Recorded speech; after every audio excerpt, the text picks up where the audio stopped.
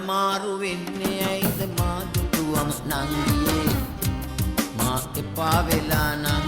වෙන පාරක යන්නම් නැතිනම් ගම් පලාත අතහැර යන්නම්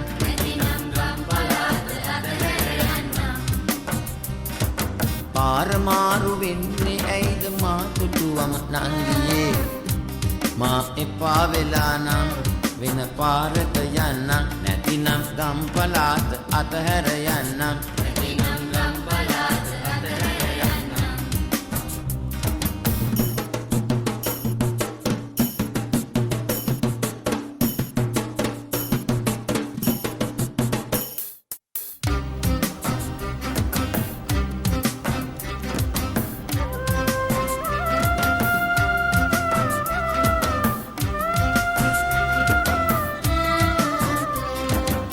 දැසනට